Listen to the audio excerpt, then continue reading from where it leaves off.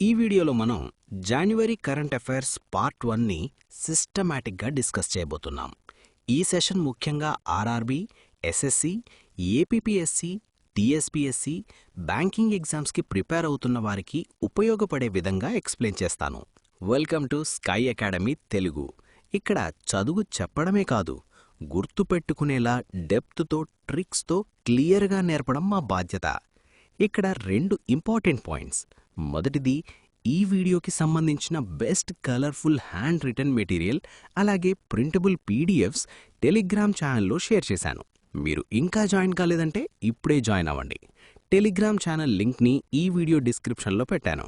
రెండోది, కరెంట్ అఫైర్స్కి సంబంధించిన full video course, section వైజ్గా ప్రిపేర్ చేసిన లెక్చర్స్, టాపిక్ వైజ్ టెస్ట్స్ అలాగే ఫుల్ లెంత్ టెస్ట్స్ మన స్కై అకాడమీ తెలుగు యాప్లో అందుబాటులో ఉన్నాయి. యాప్కి సంబంధించిన లింక్ కూడా ఈ వీడియో డిస్క్రిప్షన్లో ఇవ్వడం జరిగింది. అయితే ఇక ఆలస్యం చేయకుండా మొదటి టాపిక్తో స్టార్ట్ చేద్దాం. మొదట మనం మన దేశానికి సంబంధించిన అత్యంత గర్వించదగిన ఈవెంట్ గురించి మాట్లాడుకుందాం. అదే 77వ గణతంత్ర దినోత్సవం.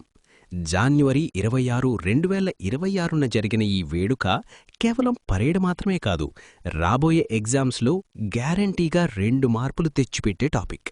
ఎందుకంటే ఈసారి జరిగిన మార్పులు, వచ్చిన గెస్ట్లు, పెట్టిన థీమ్స్ అన్నీ చాలా కొత్తగా ఉన్నాయి. జాగ్రత్తగా వినండి. ప్రతి పాయింట్ని మనం డీకోడ్ చేద్దాం. 1. థీమ్ వెనక ఉన్న ఎమోషన్, ద థీమ్. మొదటగా ఈసారి థీమ్ ఏంటి? 150 years of Vande Mataram. Friends, ఇది మామూలు విషయం కాదు. బంకించంద్ర చటర్జీ రాసిన వందే మాతరం గేయానికి 150 ఏళ్లు నిండాయి. మన స్వాతంత్ర్య పోరాటంలో ప్రజల్లో నరాల్లో దేశభక్తిని నింపిన పాటది. అందుకే ఈసారి కర్తవ్యపథ్ మొత్తం ఈ థీమ్తో మారమోగిపోయింది. ఎగ్జామ్లో అడుగుతాడు, 2026 రిపబ్లిక్ డే థీమ్ దేనిని స్మరించుకుంటూ పెట్టారని. ఆన్సర్ సింపుల్, వందే మాతరం 150 ఏళ్లు. ఇది మన cultural pride. 2. Chief guests, double ధమాకా. సాధారణంగా ఒక చీఫ్ గెస్ట్ వస్తారు, కానీ ఈసారి ఇండియా రేంజ్ పెరిగింది బాస్. ఇద్దరొచ్చారు, అది కూడా యూరోపియన్ యూనియన్ నుండి టాప్ లీడర్స్. ఒకరు Antonio Costa, president European council. మరొకరు Ursula von der Leyen, president European commission. వీళ్ళు ఎందుకొచ్చారు? ఊరికే రాలేదో. ఇండియా మరియు యూరోపియన్ యూనియన్ మధ్య ఒక హిస్టారిక్ ఫ్రీ ట్రేడ్ అగ్రిమెంట్ కుదిరింది. దీన్ని సెలబ్రేట్ చేసుకోవడానికి, మన డిప్లొమాటిక్ పవర్ చూపించడానికి వీళ్ళని పిలిచాం. ఎస్ఎస్సి CGLలో పక్కాగా అడిగే బిట్టిది. పేర్లు కన్ఫ్యూజ్ అవ్వద్దు. 3. పరేడ్లో హైలైట్ ఆపరేషన్ సింధూర్. ఇది చాలా సీరియస్ మరియు గూస్ బంప్స్ తెప్పించే మ్యాటర్. పరేడ్లో ఒక ట్యాబ్లా అంటే శకటం అందర్నీ ఆకర్షించింది. అదే ఆపరేషన్ సింధూర్. అసలు ఏంటిది? 2025 ఏప్రిల్లో పహల్గామ్ JNKలో మనవాళ్ల మీద టెర్రర్ అటాక్ జరిగింది. దానికి బదులుగా 2025 మే నెలలో ఇండియా పాకిస్తాన్ ఆక్రమిత కాశ్మీర్లోకి దూసుకెళ్లి టెర్రర్ క్యాంపులని ధ్వంసం చేసింది. ఆ మిషన్ పేరే ఆపరేషన్ సింధూర్. మన ఆర్మీ, ఎయిర్ ఫోర్స్ కలిసి చేసిన ఈ సాహసాన్ని పరేడ్లో కళ్లకు కట్టినట్లు చూపించారు. ఇది మన మిలిటరీ పవర్కి సింబల్. 4. కొత్త రెజిమెంట్లు, శక్తిబాన్ అండ్ భైరవ్. యుద్ధం తీరు మారుతుంది కదా, అందుకే మన ఆర్మీ కూడా మారింది. పరేడ్లో ఫస్ట్ టైం 2 కొత్త యూనిట్లు నడిచాయి. ఒకటి శక్తిబాన్ అంటే డ్రోన్ల యుగం కదా, అందుకే ఇది special drone and counter drone regiment. శత్రువుల డ్రోన్లను వేటాడడం వీరి పని. భైరవ్ ఇదొక లైట్ కమాండో బెటాలియన్. కొండల్లో, క్లిష్టమైన ప్రదేశాల్లో మెరుపుదాడులు చేయడానికి రెడీ చేశారు. Static GK link. అసలు మనం జనవరి 26నే ఎందుకు జరుపుకుంటాం? 1950 జనవరి 26న మన రాజ్యాంగం అమల్లోకొచ్చింది. ఈ పరేడ్ని ఎవరు ఆర్గనైజ్ చేస్తారు? Ministry of defence. ఈ పాయింట్ కూడా గుర్తుపెట్టుకోండి. సో స్టూడెంట్స్, ఈ టాపిక్ నుండి మీరు నేర్చుకోవాల్సింది థీమ్ అంటే వందే మాతరం, గెస్ట్లు అంటే యూరోపియన్ లీడర్స్ మరియు ఆపరేషన్ సింధూర్. ఎగ్జామ్ హాల్లో క్వశ్చన్ చూడగానే ఆన్సర్ స్ట్రైక్ అవ్వాలి. ఒక్క నిమిషం. వందల, వేల facts, current affairs, articles, history dates ఇలా ఎన్నో చదువుతుంటారు. కానీ చదివినప్పుడు గుర్తున్నట్టు అనిపించినా వారం తిరిగేసరికి మర్చిపోతుంటారు. మరి ఎగ్జామ్ హాల్కి వెళ్ళాక ఎలా గుర్తుంటాయి? అందుకే మన స్కై అకాడమీలో మీరు మర్చిపోవాలన్నా మర్చిపోలేని మెమరీ హింట్స్ అండ్ ట్రిక్స్తో కోర్సులు డిజైన్ చేశాం. NCERT and standard text books నుండి డీకోడ్ చేసి హై అండ్ డెప్త్ వీడియోస్ ఇప్పుడు మీకు అందుబాటులో ఉన్నాయి. మీరు ఆర్ఆర్బీ, ఎస్ఎస్సి, బ్యాంకింగ్, ఏపీపీఎస్సి లేదా టీఎస్పీఎస్సి ఇలా ఏ ఎగ్జామ్కి ప్రిపేర్ అవుతున్నా సరే మన కోర్సులు మీకు పర్ఫెక్ట్గా సెట్ అవుతాయి. యాప్ లింక్ డిస్క్రిప్షన్లో ఉంది. ఇప్పుడే డౌన్లోడ్ చేసుకోండి. మీకు కావాల్సింది కేవలం చదువు చెప్పేవాళ్లు కాదు, గుర్తుండేలా డెప్త్గా చెప్పేవాళ్లు. సరే, ఇక టాపిక్ కంటిన్యూ చేద్దాం. రైట్ స్టూడెంట్స్, నెక్స్ట్ టాపిక్ మనందరికీ ఇష్టమైన రైల్వేస్ గురించి. ఆర్ఆర్బీ ఎగ్జామ్స్ రాసేవాళ్లకి ఇది గోల్డెన్ టాపిక్. ఇప్పటిదాకా మనం వందే భారత్ అంటే కేవలం కూర్చుని వెళ్లే చైర్ కార్ మాత్రమే చూశాం. పొద్దున్న వెళ్లి సాయంత్రం వచ్చేయచ్చు. కానీ లాంగ్ జర్నీ మాటేంటి? రాత్రంతా ప్రయాణించాలంటే కష్టం కదా. అందుకే మోదీ గారు స్లీపర్ వందే భారత్ని లాంచ్ చేశారు. ఇది మన ఇండియన్ రైల్వేస్ హిస్టరీలో ఒక గేమ్ చేంజర్. ఫస్ట్ పాయింట్, ఎక్కడి నుండి ఎక్కడికి, ద రూట్. ఈ ఫస్ట్ స్లీపర్ ట్రైన్ని ప్రధాని మోదీ గారు పశ్చిమ బెంగాల్లోని మాల్దా నుండి జెండా ఊపి ప్రారంభించారు. ఇది ఏ రూట్లో నడుస్తుంది? హౌరా నుండి గౌహతి వరకు. ఇది చాలా స్ట్రాటజిక్ రూట్, ఎందుకంటే నార్త్ ఈస్ట్ రాష్ట్రాలకు వెళ్లడానికి ఇది ముఖద్వారం లాంటిది. అక్కడ కనెక్టివిటీ పెంచడానికి ఈ రూట్ ఎంచుకున్నారు. ఎగ్జామ్లో మొదటి స్లీపర్ వందే భారత్ ఏ 2 స్టేషన్ల మధ్య నడిచింది అని అడుగుతారు. ఆన్సర్ హౌరా గౌహతి. సెకండ్, ఎందుకు అంత స్పెషల్ ఫీచర్స్? మీరు రాజధాని ఎక్స్ప్రెస్ ఎక్కారా? దాన్ని మించిన లగ్జరీ ఇందులో ఉంటుంది. ఇంటీరియర్స్ లోపల చూస్తే 5 స్టార్ హోటల్లా ఉంటుంది. బెర్తులు చాలా కంఫర్టబుల్గా డిజైన్ చేశారు. జంక్ ఫ్రీ రైడ్ అంటే సాధారణ రైళ్లలో కుదుపులుంటాయి, నిద్ర డిస్టర్బవుతుంది. కానీ ఇందులో ఆ సమస్య ఉండదు. సెమీ హై స్పీడ్లో వెళుతున్నా స్మూత్గా ఉంటుంది. టైం సేవింగ్, ఇది సాధారణ మెయిల్ ఎక్స్ప్రెస్ల కంటే చాలా వేగంగా గమ్యం చేరుస్తుంది. Exam point of view analysis. Railways exam R RRB NTPC group డీలో ఇలాంటి ఫస్ట్ ఇన్ ఇండియా క్వశ్చన్స్ చాలా ఇంపార్టెంట్. మొట్టమొదటి వందే భారత్ ఎప్పుడు వచ్చింది? 2019లో ఢిల్లీ నుండి వారణాసికి వచ్చింది. ఇది స్టాటిక్ బిట్. ఇప్పుడు లేటెస్ట్ ఏంటి? Sleeper version. ఇది 2026 జనవరిలో వచ్చింది. సో స్టూడెంట్స్ ప్లీజ్ గుర్తుపెట్టుకోండి, Malda flag off route Howrah Guwahati. ఈ ఒక్క పాయింట్ మిమ్మల్ని ఎగ్జామ్లో అందరికంటే ముందుంచుతుంది. Topic 3, solid waste management rules 2026, ఘన వ్యర్థాల నిర్వహణ నియమాలు 2026. ఫ్రెండ్స్, ఇప్పుడు మనం ఎన్విరాన్మెంట్కి సంబంధించిన ఒక క్రూషియల్ పాలసీ గురించి మాట్లాడుకుందాం. అదే సాలిడ్ వేస్ట్ మేనేజ్మెంట్ రూల్స్ 2026. మనం రోజు చూసే చెత్త గురించి గవర్నమెంట్ కొత్త రూల్స్ తెచ్చిందే. ఇది ఏపీపీఎస్సీ గ్రూప్స్ మరియు సివిల్స్కి చాలా ఇంపార్టెంట్. ఎందుకంటే పాత 2016 రూల్స్ని తీసేసి 2026లో కొత్తవి తెచ్చారు. అసలు ఎందుకు మార్చారు? Why in news. మన నగరాల్లో చెత్తగుట్టలు పెరిగిపోతున్నాయి, పాత పద్ధతులు పనిచేయడం లేదు. అందుకే మినిస్ట్రీ ఆఫ్ ఎన్విరాన్మెంట్ మరియు క్లైమేట్ చేంజ్ ఆర్ MOECCC ఈ కొత్త రూల్స్ని నోటిఫై చేసింది. ఇవి April 1, 2026 నుండి పక్కాగా అమలవుతాయి. ఇందులో మీరు గుర్తుపెట్టుకోవాల్సిన 2 మేజర్ కాన్సెప్ట్స్ ఉన్నాయి. ఫస్ట్, పొల్యూటర్ పేస్, అంటే ఎవరు కాలుష్యం చేస్తారో వాళ్లే డబ్బులు కట్టాలి. సింపుల్గా చెప్పాలంటే మనం చెత్తని రోడ్డు మీద వేస్తే లేదా సరిగ్గా వేరు చేయకపోతే మున్సిపాలిటీ వాళ్ళు మనకి ఫైన్ వేస్తారు. ఫైన్ మాత్రమే కాదు, ఆ చెత్తని క్లీన్ చేయడానికి అయ్యే ఖర్చు కూడా మన దగ్గరే వసూలు చేస్తారు. 4 రకాల సెగ్రిగేషన్ ఆర్ 4 స్ట్రీమ్ సెగ్రిగేషన్. ఇది వరకు తడి చెత్త, పొడి చెత్త అని 2 ఉండేవి. ఇప్పుడు 4 రకాలుగా విడదీయాలి. ఫస్ట్ వెట్ వేస్ట్ అంటే తడి చెత్త, కూరగాయల తొక్కలు, మిగిలిన అన్నం. సెకండ్ డ్రై వేస్ట్ అంటే పొడి చెత్త, plastic, paper. Third sanitary waste అంటే శానిటరీ వేస్ట్, డయపర్స్లు, ప్యాడ్స్లు ఇలాంటివి పేపర్లో చుట్టివ్వాలి. ఫోర్త్ స్పెషల్ కేర్ వేస్ట్ అంటే పాత మందులు, పెయింట్ డబ్బాలు, ట్యూబ్ లైట్స్లు. ఇలా వేరు చేసి ఇవ్వకపోతే మున్సిపాలిటీ వాళ్ళు చెత్త తీసుకోరు, పైగా ఫైన్ వేస్తారు. బల్క్ జనరేటర్స్, పెద్ద పెద్ద అపార్ట్మెంట్లు, హోటల్స్, ఫంక్షన్ హాల్స్ని బల్క్ జనరేటర్స్ అంటారు. వీళ్ళు ఇకపై వాళ్ల తడి చెత్తను అంటే వెస్ట్ వేస్ట్ని వాళ్లే ప్రాసెస్ చేసుకోవాలి, అంటే కంపోస్టింగ్ చేసుకోవాలి. లేదంటే దానికి సంబంధించిన సర్టిఫికెట్లు కొనాలి. Zero waste to land fill అనేది దీని లక్ష్యం. స్టాటిక్ ఇంపార్టెన్స్, ఈ రూల్స్ ఏ చట్టం కింద వస్తాయి? Environment protection act 1986. ఇది స్టాటిక్ బిట్. 2016 రూల్స్ని ఇవి రిప్లేస్ చేస్తున్నాయి. రియల్ టైమ్ సినారియో, రేపు మీరు ఆఫీసర్ అయ్యాక మీ ఏరియాలో ఎవరైనా చెత్తని రోడ్డు మీద వేస్తుంటే ఈ 2026 రూల్స్ ప్రకారం మీరు యాక్షన్ తీసుకోవచ్చు. ఇది కేవలం ఎగ్జామ్ కోసమే కాదు, మన బాధ్యత కూడా. ఏపీపీఎస్సీ మెయిన్స్ రాసేవాళ్లు ఈ పొల్యూటర్ పేస్ మెకానిజం గురించి రాస్తే మంచి మార్కులు పడతాయి. Topic 4, Pancham chatbot, ministry of Panchayati Raj. ఈ గవర్నెన్స్ విభాగంలో ఒక అద్భుతమైన టాపిక్ గురించి మాట్లాడుకుందాం. అదే పంచం చాట్బాట్. దీని గురించి పూర్తిగా తెలుసుకునే ముందు ఒక చిన్న రియల్ లైఫ్ సినారియో ఊహించుకోండి. ఒక మారుమూల గ్రామంలో సర్పంచ్ ఉన్నారు అనుకుందాం.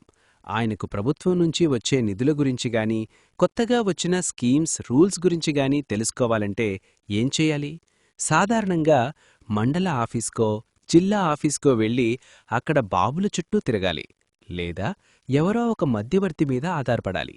దీనివల్ల టైం వేస్ట్, ఒక్కోసారి కరప్షన్ కూడా జరుగుతుంది. ఈ సమస్యను పోగొట్టడానికే మన కేంద్ర పంచాయతీరాజ్ మంత్రిత్వ శాఖ 77వ గణతంత్ర దినోత్సవం సందర్భంగా ఈ పంచం అనే చాట్బాట్ని లాంచ్ చేసింది. దీని ప్రత్యేకతేంటి? ఇది ఒక వాట్సాప్ ఆధారిత ఏఐ చాట్బాట్. అంటే మీరు ప్రత్యేకంగా ఏదో పెద్ద యాప్ డౌన్లోడ్ చేసుకోవాల్సిన పనిలేదు. మన రెగ్యులర్ వాట్సాప్లోనే ఇది పనిచేస్తుంది. ఇది మన దేశంలోని సుమారు 30 లక్షల మంది పంచాయతీ ప్రతినిధులను నేరుగా కేంద్ర ప్రభుత్వంతో కలుపుతుంది. స్టూడెంట్స్, ఇక్కడ ఎగ్జామ్లో అడిగే కీ పాయింట్ ఏంటంటే భాష. మన దేశంలో ఎన్నో భాషలున్నాయి కదా, మరి ఒకే చాట్బాట్ అందరికీ ఎలా అర్థమవుతుంది? ఇక్కడే టెక్నాలజీ మ్యాజిక్ ఉంది. ఇది భాషిని అనే ఏఐ ఇంజిన్ని వాడుకుంటుంది. దీనివల్ల ఇది 22 భారతీయ భాషల్లో పనిచేస్తుంది. ఉదాహరణకు మన తెలంగాణ లేదా ఆంధ్ర సర్పంచ్ గారు తెలుగులో గ్రామ స్వరాజ్ స్కీమ్ వివరాలు చెప్పండి అని వాయిస్ మెసేజ్ పెడితే ఆ చాట్బాట్ తెలుగులోనే సమాధానమిస్తుంది. చదువు రాని వారికి కూడా ఇది చాలా ఉపయోగపడుతుంది. ఎగ్జామ్ పాయింట్స్ నోట్ చేసుకోండి. 1. లక్ష్యం: మధ్యవర్తుల ప్రమేయం లేకుండా సమాచారాన్ని ఇవ్వడం, అవినీతిని తగ్గించడం. స్కీమ్స్ గురించిన సమాచారం, ఉదాహరణకు రాష్ట్రీయ గ్రామ స్వరాజ్ అభియాన్ లేదా ఫైనాన్స్ కమిషన్ గ్రాంట్స్ గురించి తక్షణమే తెలుసుకోవచ్చు. 2. ఫీచర్స్: ఫోటో ఆధారిత గ్రీవెన్స్ రిడ్రెసల్, అంటే ఏదైనా పని జరగకపోతే ఫోటో తీసి అప్లోడ్ చేసి ఫిర్యాదు చేయొచ్చు. అలాగే జియో ట్యాగింగ్ సపోర్ట్ కూడా ఉంది. 3. స్టాటిక్ జీకే: పంచాయతీరాజ్ గురించి మాట్లాడుతున్నాం కాబట్టి పాలిటీ సబ్జెక్ట్లో 73వ రాజ్యాంగ సవరణ చట్టం 1992ని ఖచ్చితంగా గుర్తుకు తెచ్చుకోవాలి. ఇదే మన దేశంలో పంచాయతీలకు రాజ్యాంగ హోదా కల్పించింది. సో పంచం అనేది కేవలం ఒక టెక్నాలజీ మాత్రమే కాదు, ఇది గ్రామాల్లో పాలనను మార్చే ఒక డిజిటల్ విప్లవం. ఎస్ఎస్సి, సిజిఎల్ లేదా ఆర్ఆర్బీ ఎగ్జామ్స్లో ఏ మినిస్ట్రీ లాంచ్ చేసింది అని అడుగుతారు. Answer: ministry of Panchayati Raj. బాగా గుర్తుపెట్టుకోండి. Topic 5: Andhra Pradesh land reforms, year of land reforms. ఇప్పుడు మనం ఏపీపీఎస్సీ రాసే విద్యార్థులకు అత్యంత ముఖ్యమైన టాపిక్ గురించి డిస్కస్ చేద్దాం. ఆంధ్రప్రదేశ్ రాష్ట్ర ప్రభుత్వం 2026 సంవత్సరాన్ని భూ సంస్కరణల నామా సంవత్సరంగా ప్రకటించింది. ఇది గ్రూప్ 1, గ్రూప్ 2 ఎగ్జామ్స్లో ఖచ్చితంగా వచ్చే ఏరియా. అసలు ఎందుకు ఈ నిర్ణయం తీసుకున్నారు? బ్యాక్గ్రౌండ్ చూద్దాం. మన దగ్గర భూమి సమస్యలు, లిటిగేషన్లు చాలా ఎక్కువ. రైతులు తమ సొంత భూమిని అమ్ముకోలేక, లోన్ తీసుకోలేక ఇబ్బంది పడుతూ ఉంటారు. దీనికి ప్రధాన కారణం రిజిస్ట్రేషన్ చట్టం 1908లో సెక్షన్ 22A. ఈ సెక్షన్ కింద ఉన్న భూములను అమ్మడం కానీ కొనడం కానీ కుదరదు. వీటిని ప్రొహిబిటెడ్ లిస్ట్, అంటే నిషేధిత జాబితాలో ఉంచుతారు. అయితే జనవరి 2026లో ఏపీ ప్రభుత్వం ఒక సంచలనాత్మక నిర్ణయం తీసుకుంది. ఈ నిషేధిత జాబితా సెక్షన్ 22A నుండి 5 రకాల భూములను తొలగించింది. దీనివల్ల ఎవరికి లాభం? ఉదాహరణకు, ఎప్పుడో స్వాతంత్ర సమరయోధులకు లేదా మాజీ సైనికులకు ప్రభుత్వం భూమి ఇచ్చింది అనుకోండి. వాళ్లు దాన్ని అనుభవిస్తున్నారు, కానీ రికార్డులలో అది ప్రభుత్వ భూమి లేదా నిషేధిత భూమి అని ఉండడం వల్ల వాళ్లు దాన్ని అమ్ముకోలేకపోయేవారు. ఇప్పుడు ప్రభుత్వం ఈ భూములను నిషేధిత జాబితా నుండి తీసేయటం వల్ల వాళ్లకు ఆస్తిపై పూర్తి హక్కులు వచ్చాయి. ఇది లక్షలాది మంది రైతులకు, పేదలకు ఊరటినిచ్చే విషయం. టెక్నాలజీ వాడకం, బ్లాక్ చైన్ టెక్నాలజీ. ఇంకొక ఇంపార్టెంట్ పాయింట్ ఏంటంటే, ఈ రికార్డుల ఎవరూ ట్యాంపే చేయకుండా, అంటే మార్చకుండా ఉండడానికి ప్రభుత్వం బ్లాక్ చైన్ టెక్నాలజీని వాడుతోంది. దీని ద్వారా 21.8 లక్షల డిజిటల్ పట్టాదార్ పాస్బుక్లను పంపిణీ చేస్తున్నారు. ఇది దేశంలోనే ఒక గొప్ప ముందడుగు. స్టూడెంట్స్, ఇక్కడ ఎగ్జామ్లో అడిగే కీ పాయింట్ ఏంటంటే, 2026 ఏపీ ప్రభుత్వం ఏ సంవత్సరంగా ప్రకటించింది? Year of land reforms. A section కింద ఉన్న భూములను డీనోటిఫై చేశారు? Section 22A of registration act 1908. రికార్డుల భద్రత కోసం వాడుతున్న టెక్నాలజీ ఏది? Block chain technology. APPSC mains రాసే విద్యార్థులు ఈ పాయింట్స్ని గవర్నెన్స్ మరియు అగ్రికల్చర్ ఆన్సర్స్లో కోట్ చేస్తే మంచి మార్కులు పడతాయి. భూమి అనేది సెంటిమెంట్ మాత్రమే కాదు, ఎకానమీని నడిపే సాధనం. కాబట్టి ఈ సంస్కరణలు రాష్ట్ర అభివృద్ధికి చాలా కీలకం. ఈ పాయింట్స్ అన్నీ క్లియర్గా నోట్ చేసుకోండి. Topic 6 new Aadhaar app UIDAI. Students, ఈ టాపిక్ మన అందరికీ, ప్రతి సామాన్యుడికి సంబంధించినదే. అదే కొత్త ఆధార్ యాప్. జనవరి 2026లో UIDAI వారు ఒక కొత్త అడ్వాన్స్డ్ యాప్ని లాంచ్ చేశారు. ఇది పాత ఆధార్ యాప్ లాంటిది కాదు. ఇందులో చాలా కొత్త ఫీచర్స్ ఉన్నాయి. ముఖ్యంగా ఎగ్జామ్స్లో సైన్స్ అండ్ టెక్ లేదా గవర్నెన్స్ కింద దీనిపై ప్రశ్నలు వస్తాయి. దీని మెయిన్ థీమ్ ఏంటి? ప్రైవసీ ఫస్ట్, అంటే యూజర్ల సమాచార భద్రతకే పెద్దపీట వేశారు. ముఖ్యమైన ఫీచర్స్: ఇంటి నుండే మొబైల్ నంబర్ అప్డేట్ చేసుకోవచ్చు. ఇది వినగానే చాలామందికి హ్యాపీ అనిపిస్తుంది కదా. ఇంతకుముందు మొబైల్ నంబర్ మార్చాలంటే ఆధార్ సెంటర్కి వెళ్లి క్యూలో నిలబడాలి. కానీ ఈ కొత్త యాప్ ద్వారా మనం ఇంట్లో కూర్చొని ఫేస్ అథెంటికేషన్ ద్వారా మొబైల్ నంబర్ అప్డేట్ చేసుకోవచ్చు. దీనికి ఫీజు కేవలం ₹75 మాత్రమే. ఇది ఈజ్ ఆఫ్ లివింగ్కి best example. One family one app. ఒకే ఫోన్లో 5 ప్రొఫైల్స్ వరకు మేనేజ్ చేయొచ్చు. ఉదాహరణకు, మీ ఇంట్లో మీ నాన్నలారు లేదా అమ్మగారికి స్మార్ట్ ఫోన్ వాడడం రాకపోవచ్చు. అప్పుడు మీ ఫోన్లోనే వారి ఆధార్ వివరాలు కూడా భద్రపరచుకోవచ్చు. ఇది చాలా practical feature. Selective data sharing. ఇది చాలా ఇంపార్టెంట్. ఉదాహరణకు, మీరొక సినిమా హాల్కి వెళ్లారు. అక్కడ వయస్సు రుజువు చూపించాలి. అప్పుడు మీరు మొత్తం Aadhaar card address, Aadhaar number చూపించాల్సిన పనిలేదు. కేవలం మీ ఫోటో మరియు వైట్స్ మాత్రమే షేర్ చేసే ఆప్షన్ ఇందులో ఉంది. దీన్నే మాస్కింగ్ ఆధార్ నంబర్ అంటారు. దీనివల్ల మీ డేటా మిస్యూజ్ కాదు. Biometric lock. మీ అనుమతి లేకుండా ఎవరూ మీ వేలిముద్రలు వాడకూడదనుకుంటే యాప్లో ఒక్క క్లిక్తో బయోమెట్రిక్స్ లాక్ చేసుకోవచ్చు. Static point. UIDAI అనేది ఒక చట్టబద్ధమైన సంస్థ, అంటే స్టాచ్యుటరీ అథారిటీ. ఇది ఆధార్ చట్టం 2016 కింద స్థాపించబడింది. సో ఫ్రెండ్స్, ఈ యాప్ అనేది కేవలం ఐడెంటిటీ ప్రూఫ్ మాత్రమే కాదు, ఇది డిజిటల్ ఇండియాలో ఒక సేఫ్టీ టూల్. ఎగ్జామ్లో కొత్త ఆధార్ యాప్లో ఎన్ని ప్రొఫైల్స్ యాడ్ చేయొచ్చు అంటే ఆన్సర్ 5 లేదా ప్రైవసీ కోసం ఉన్న ఫీచర్ ఏది అని అడిగే ఛాన్స్ ఉంది. Be alert. టాపిక్ 7 సంపూర్ణత అభియాన్ 2.0 నీతి ఆయోగ్. నీతి ఆయోగ్ వారి ప్రతిష్టాత్మకమైన ప్రోగ్రాం సంపూర్ణత అభియాన్ 2.0. పేర్లోనే ఉంది. సంపూర్ణత అంటే సాచ్యురేషన్ లేదా పరిపూర్ణత, అంటే ఏదైనా పనిని 100% పూర్తి చేయడం అన్నమాట. మన దేశంలో కొన్ని జిల్లాలు, బ్లాకులు అభివృద్ధిలో వెనుకబడి ఉన్నాయి. వాటిని ఆస్పిరేషనల్ డిస్ట్రిక్ట్స్ అంటారు. ఈ ప్రాంతాల్లో ఆరోగ్యం, పోషకాహారం వంటి కీలక అంశాల్లో 100% లక్ష్యాలను సాధించడమే ఈ అభియాన్ ఉద్దేశం. టైమ్లైన్. ఇది జనవరి 2026 నుండి ఏప్రిల్ 2026 వరకు జరిగే 3 నెలల క్యాంపెయిన్. టార్గెట్ ఏంటి? మొత్తం 112 ఆస్పిరేషనల్ జిల్లాలు మరియు 513 ఆస్పిరేషనల్ బ్లాకుల మీద ఫోకస్ పెట్టారు. ఇక్కడ అధికారులు ఏం చేస్తారు? 6 కీ పర్ఫార్మెన్స్ ఇండికేటర్స్ని ఎంచుకున్నారు. వీటిని ఎలా గుర్తుపెట్టుకోవాలో చూద్దాం. 1. న్యూట్రిషన్. గర్భిణీలకు, పిల్లలకు సరైన పోషకాహారం అందుతుందా లేదా అని తెలుసుకోవడానికి. హెల్త్. డయాబెటీస్ మరియు హైపర్ టెన్షన్ స్క్రీనింగ్ అందరికీ జరిగిందా లేదా. Soil health. రైతులకు సాయిల్ హెల్త్ కార్డులు ఇచ్చారా లేదా అని తెలుసుకోవడానికి.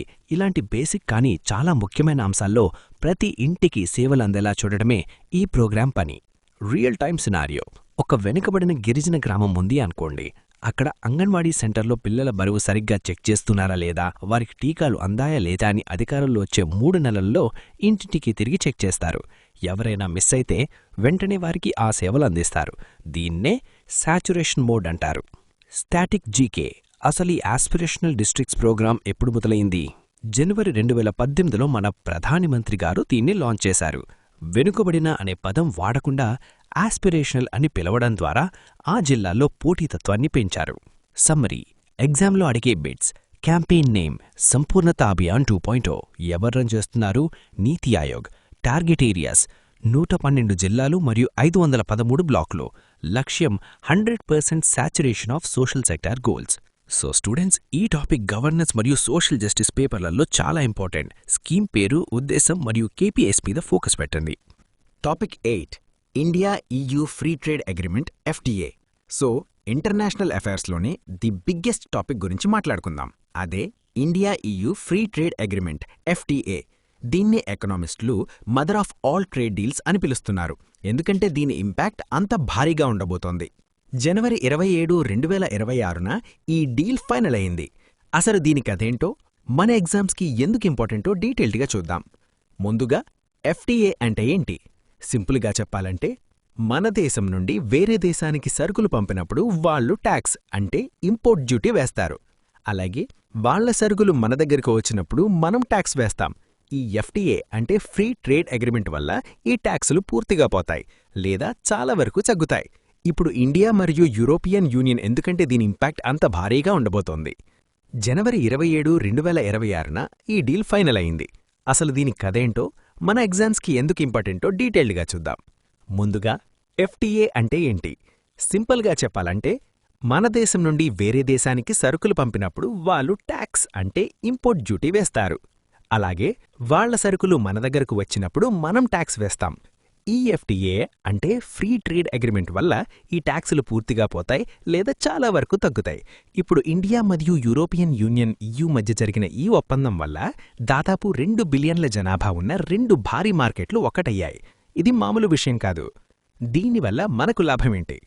Impact on India. స్టూడెంట్స్, ఇక్కడొక కీ పాయింట్ గుర్తుపెట్టుకోండి.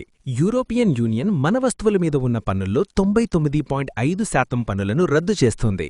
అంటే మన ఇండియా నుండి అక్కడికి వెళ్లే shirts, pants, textiles, shoes, leather goods మరియు స్పోర్ట్స్ సామాగ్రి ఇకపై అక్కడ తక్కువ రేటుగా దొరుకుతాయి. ఉదాహరణకు మన తిరుపూర్లో తయారైన ఒక టీషర్ట్ జర్మనీలో అమ్మాలంటే ఇంతకుముందు దానిమీద 10 నుంచి 15% ట్యాక్స్ ఉండేది. దానివల్ల మన షర్ట్ రేటు పెరిగిపోయేది. బంగ్లాదేశ్ వంటి దేశాలకు ఈ ట్యాక్స్ లేకపోవడం వల్ల వాళ్ల బిజినెస్ బాగా నడిచేది. ఇప్పుడు మనక్కూడా ఆ ట్యాక్స్ పోయింది కాబట్టి మన టెక్స్టైల్ పరిశ్రమకు, లెదర్ పరిశ్రమకు ఇది బూస్ట్ ఇస్తుంది. లక్షల మందికి కొత్త ఉద్యోగాలొస్తాయి. మరి వాళ్లకి మనం ఏమిచ్చాం? Import duties on cars. Europe వాళ్లు ఎప్పటినుండో అడుగుతున్న డిమాండ్ ఏంటంటే వాళ్ల కార్ల మీద మన ఇండియాలో ఉన్న భారీ ట్యాక్స్ తగ్గించాలని. ఇప్పటివరకు మనం విదేశీ కార్ల మీద 110% వరకు ఇంపోర్ట్ డ్యూటీ వేసేవాళ్లం. ఈ డీల్ ప్రకారం మనం రాబోయే కొన్నేళ్లలో దాన్ని 10% తగ్గిస్తాం. అంటే ఆడీ, BMW, మర్సిడీస్ వంటి యూరోపియన్ కార్లు మన ఇండియాలో ఇప్పుడు ఉన్న రేట్ల కంటే భవిష్యత్తులో తక్కువకు దొరికే ఛాన్స్ ఉంది. అలాగే యూరోప్ నుండి వచ్చే మెషినరీ కూడా చౌకవుతాయి. దీనివల్ల మన ఫ్యాక్టరీలకు లాభం. Exam point of view, static GK. ఈ టాపిక్ నుండి క్వశ్చన్ వస్తే ఇలా అడగచ్చు: European union EU head quarters ఎక్కడ ఉంది? Answer Brussels, Belgium. రెండవ ప్రశ్న, EUలో ఎన్ని దేశాలున్నాయి? 27 దేశాలు. గుర్తుపెట్టుకోండి, బ్రిటన్ ఇందులో లేదు, అది విడిపోయింది.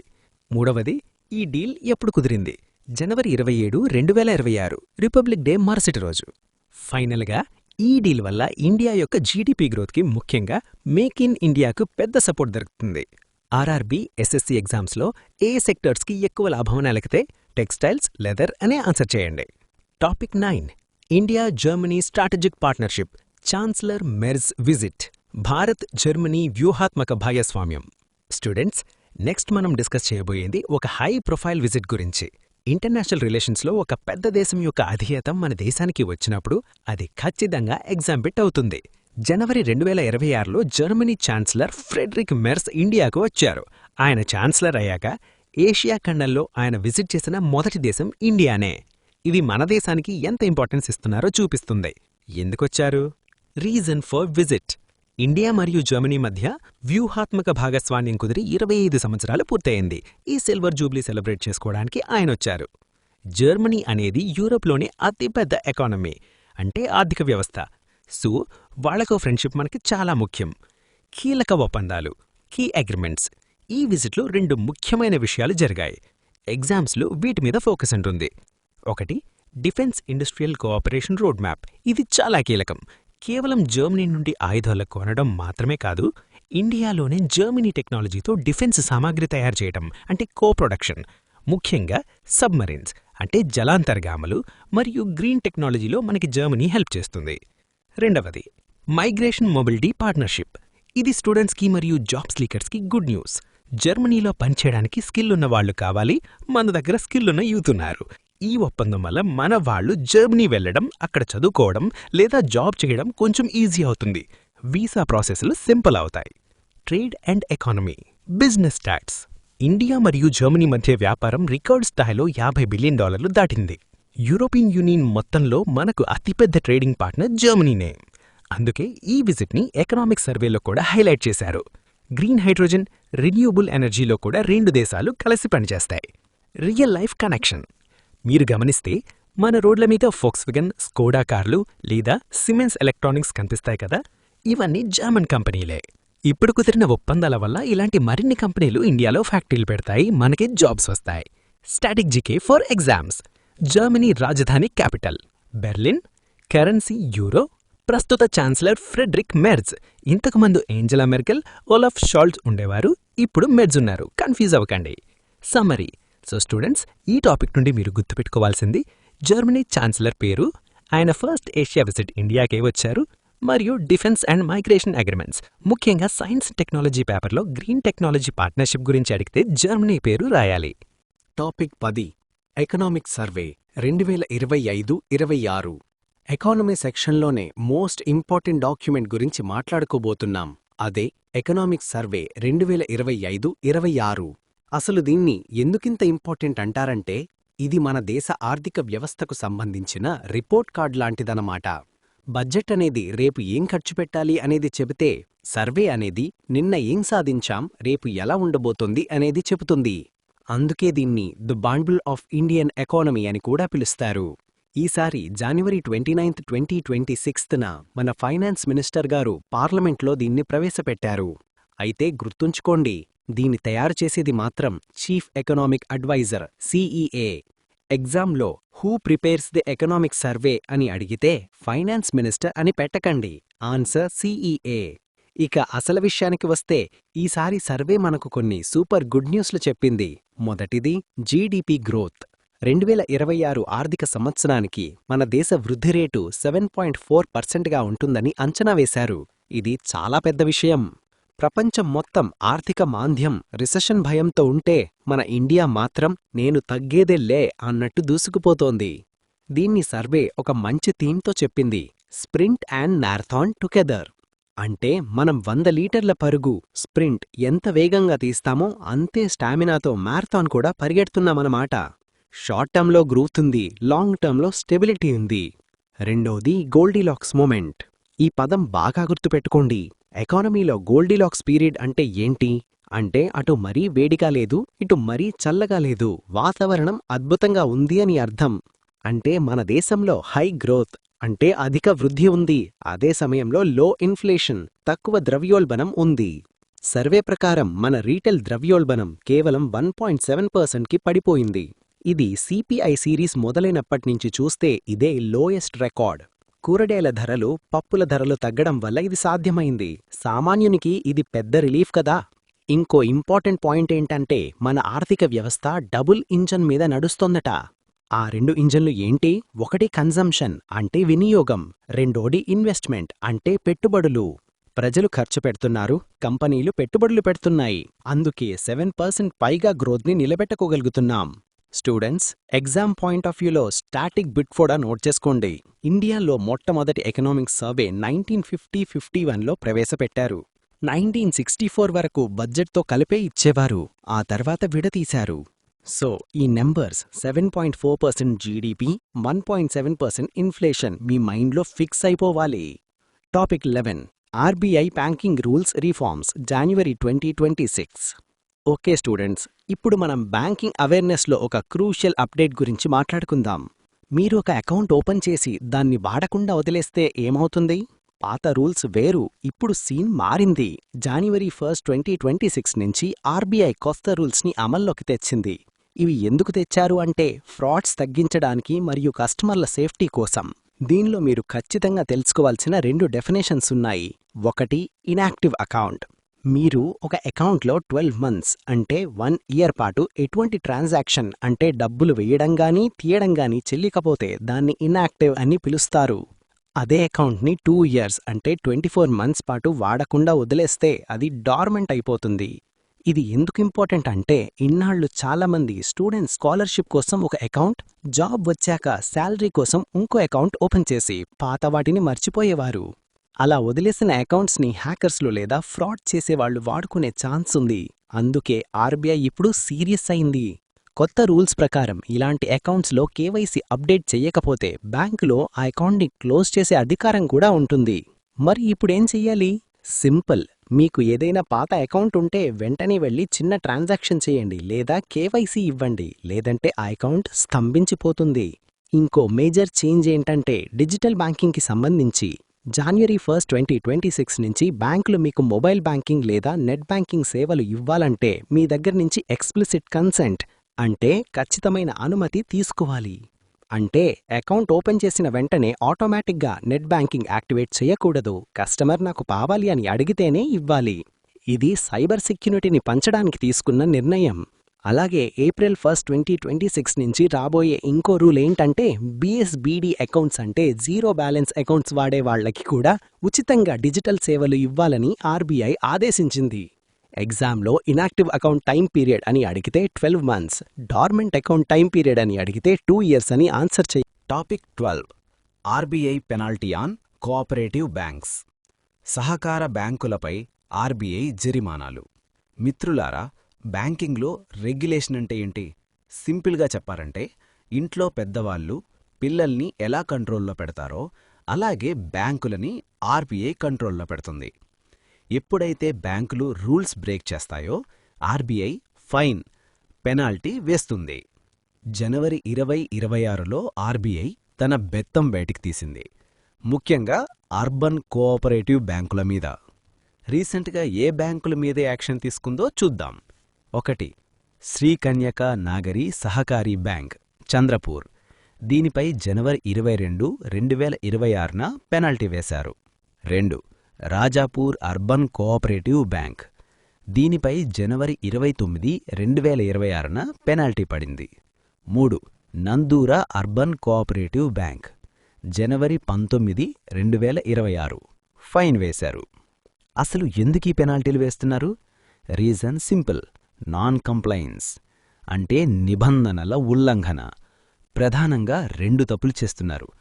1. KYC నార్మ్స్, కస్టమర్ల వివరాలు సరిగ్గా తీసుకోకపోవడం లేదా అప్డేట్ చేయకపోవడం. ఇది మనీ లాండరింగ్కి దారితీస్తుంది. 2.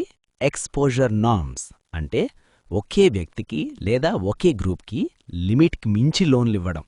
ఇది బ్యాంక్ సేఫ్టీకి మంచిది కాదు. గతంలో Punjab and Maharashtra cooperative bank మునిగిపోవడానికి కారణమిదే. అందుకే RBI ఇప్పుడు కోఆపరేటివ్ బ్యాంకుల విషయంలో చాలా స్ట్రిక్ట్గా ఉంది. మీకు ఎగ్జామ్లో బ్యాంకింగ్ రెగ్యులేషన్ యాక్ట్ 1949 గురించి అడుగుతారు. ఈ చట్టం ప్రకారమే RBIకి బ్యాంకులని తనిఖీ చేసే, ఇన్స్పెక్ట్ చేసే పవర్ ఉంటుంది. ముఖ్యంగా సెక్షన్ 47(1)AC కింద ఈ పెనాల్టీలు వేస్తారు. స్టూడెంట్స్, ఇక్కడ గమనించాల్సిన ట్రెండ్ ఏంటంటే RBI ఇప్పుడు కేవలం పెద్ద కమర్షియల్ బ్యాంకులనే కాదు, చిన్న చిన్న కోఆపరేటివ్ బ్యాంకుల్ని కూడా వదలట్లేదు. January 2026 నెలలోనే వరుసగా 3-4 బ్యాంకులపై చర్యలు తీసుకుంది అంటే రెగ్యులేటరీ ఓవర్సైట్ అంటే పర్యవేక్షణ ఎంత గట్టిగా ఉందో అర్థం చేసుకోండి. ఎగ్జామ్లో recent RBI penalties on which banks అని అడిగినప్పుడు ఆప్షన్స్లో ఈ పేర్లుంటే వెంటనే టిక్ చేయండి. గుర్తుపెట్టుకోండి, బ్యాంక్స్ శ్రీకన్యక నాగరి, రాజాపూర్, నందూరా. కారణం KYC and exposure norms violation. చట్టం banking regulation act 1949. Topic 13 AP government Sarvam AI MOU, sovereign AI park. ఒక గేమ్ చేంజర్ టాపిక్ గురించి మాట్లాడుకుందాం. ఇది టెక్నాలజీ మరియు గవర్నెన్స్ రెండూ కలిసిన టాపిక్. Group 1, Group 2 రాసేవాళ్లు, ఎస్పెషల్లీ APPSC అభ్యర్థులు దీన్ని 5 స్టార్ రేటింగ్ ఇచ్చుకోండి. విషయమేంటంటే మన ఆంధ్రప్రదేశ్ ప్రభుత్వం, AP గవర్నమెంట్ మరియు సర్వం AI అనే సంస్థ మధ్య ఒక చారిత్రాత్మక ఒప్పందం కుదిరింది. దీనికోసం మన వైజాగ్ అంటే విశాఖపట్నంలో ఒక సావరిన్ AI పార్క్ని ఏర్పాటు చేయడానికి. అసలు ఇది ఎందుకు ఇంపార్టెంట్? మామూలుగా మనం AI అనగానే ChatGPT లేదా గూగుల్ జెమినీ వాడుతుంటాం. కానీ ఇవన్నీ అమెరికా కంపెనీల చేతిలో ఉంటాయి, మన డేటా వాళ్ళ దగ్గర ఉంటుంది. కానీ ఈ సావరిన్ AI కాన్సెప్ట్ ఏంటంటే మన టెక్నాలజీ, మన డేటా మన కంట్రోల్లోనే ఉండాలి. దీన్నే డిజిటల్ సార్వభౌమాధికారం అంటారు. ఇండియాలోనే ఇలాంటి ఇనిషియేటివ్ తీసుకునే స్టేట్స్ చాలా తక్కువ.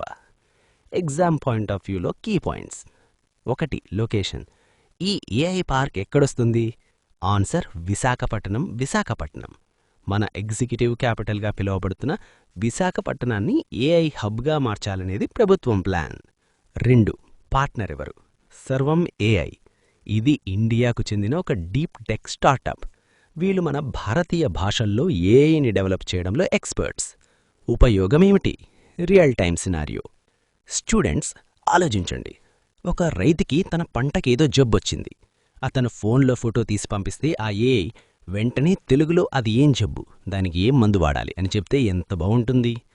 అలాగే ల్యాండ్ రికార్డ్స్ అంటే భూపత్రాలు ఎవరూ ట్యాంపర్ చేయకుండా ఏఐ ద్వారా రక్షించడం. ఇలాంటి గవర్నెన్స్ అప్లికేషన్స్ కోసమే ఈ ప్రాజెక్ట్. ల్యాండ్ రికార్డ్స్, అగ్రికల్చర్, ఎడ్యుకేషన్లో ఈ ఏఐని వాడతారు. Static GK. మీరు గుర్తుపెట్టుకోవాల్సిందేంటంటే విశాఖపట్నం అనేది కేవలం టూరిజం స్పాట్ కాదు, ఇది ఆంధ్రప్రదేశ్ యొక్క ఐటీ మరియు ఇండస్ట్రియల్ హబ్. ఇప్పుడు ఈ ఏఐ పార్క్ రావడం వల్ల అక్కడ లోకల్గా high and technology jobs create అవుతాయి. సో సమ్మరీ ఏంటంటే AP government plus Sarvam AI is equal to sovereign AI park at Visakhapatnam. ఇది గవర్నెన్స్ని స్పీడ్ చేస్తుంది, ట్రాన్స్పరెన్సీని పెంచుతుంది. ఏపీపీఎస్సీ మెయిన్స్ రాసేవాళ్ళు role of technology in governance అనే ఆన్సర్లో ఈ ఎగ్జాంపుల్ రాస్తే మార్కులు పడతాయి. నోట్ చేసుకోండి. Topic 14 security chiefs, BSF, ITBP, NIA. Appointments and resignations, defence, internal security. Right, ఇప్పుడు మనం డిఫెన్స్ మరియు సెక్యూరిటీ వైపు వెళ్దాం. ఎస్ఎస్సి, ఆర్ఆర్బీ మరియు కానిస్టేబుల్ ఎస్ఐ ఎగ్జామ్స్ రాసే వాళ్ళకి ఇది 1 లైనర్ గోల్డ్ మైన్. జనవరి 2026 మధ్యలో కేంద్ర ప్రభుత్వం మన దేశ భద్రతా దళాలకు కొత్త బాసుల్ని, డైరెక్టర్స్ని నియమించింది. కన్ఫ్యూజన్ లేకుండా ఎవరిని ఏ ఫోర్స్కి నియమించిందో క్లియర్గా చూద్దాం. మీరు బోర్డర్ సినిమా చూసే ఉంటారు కదా. మన దేశానికి పాకిస్తాన్ మరియు బంగ్లాదేశ్ బోర్డర్స్ చాలా సెన్సిటివ్. అక్కడ కాపలా కాసేది ఎవరు? BSF, border security force. BSF కొత్త డైరెక్టర్ జనరల్, ఆయన పేరు ప్రవీణ్ కుమార్. గుర్తుపెట్టుకోండి, పాకిస్తాన్ బంగ్లాదేశ్ బార్డర్లో ప్రవీణ్ కాపలా కాస్తున్నాడు అని ఒక చిన్న కోడ్ పెట్టుకోండి. నెక్స్ట్, మనకి చైనా బార్డర్ ఉంది. హిమాలయాల్లో -డిగ్రీల చలిలో ఉండేది ఎవరు? ITBP, Indo Tibetan police force. ITBP కొత్త డైరెక్టర్ జనరల్ ఎవరంటే ఆయన పేరు శత్రుజీత్ సింగ్ కపూర్. ట్రిక్, పేరులోనే శత్రు ఉంది. శత్రు అంటే ఎనిమి, జీత్ అంటే విన్, అంటే శత్రువుని జయించేవాడు చైనా బార్డర్లో ఉన్నాడు. So ITBP is equal to Shatrujeet Singh Kapoor. Easy కదా. మూడవది, ఇది బార్డర్ ఫోర్స్ కాదు, కానీ దేశం లోపల టెర్రరిజం అంటే ఉగ్రవాదం మీద ఇన్వెస్టిగేషన్ చేసే సంస్థ. అదే NIA, national investigation agency. Cinema హీరోలాగా వీళ్ళు టెర్రర్ లింక్స్ని పట్టుకుంటారు. మూడవది, NIA director general Rakesh Agarwal. ఇతను హిమాచల్ ప్రదేశ్ క్యాడర్కి చెందిన 1994 బ్యాచ్ ఐపీఎస్ ఆఫీసర్. ఆగస్టు 2028 వరకు ఈ పదవిలో ఉంటారు. అంటే టెర్రరిజంని అరికట్టే బాధ్యత రాకేష్ గారిది అన్నమాట. స్టాటిక్ జీకి. ఎగ్జామ్లో కన్ఫ్యూజ్ చేయడానికి పాకిస్తాన్ బార్డర్లో ఉండే ఫోర్స్ ఏది అని అడుగుతారు. బీఎస్ఎఫ్ పాకిస్తాన్ మరియు Bangladesh border. ITBP China, Tibet border. NIA ఇది 2008 ముంబై దాడుల తర్వాత తయారైన స్పెషల్ ఏజెన్సీ, కేవలం ఉగ్రవాద కేసుల కోసమే. సో ఫ్రెండ్స్, ఈ 3 పేర్లు Praveen Kumar BSF, Shatrujeet Singh ITBP, Rakesh Agarwal NIA మైండ్లో ఫిక్స్ అయిపోవాలి. మ్యాచ్ ద ఫాలోయింగ్లో అడిగినా, డైరెక్ట్గా అడిగినా ఆన్సర్ పెట్టేయాలి.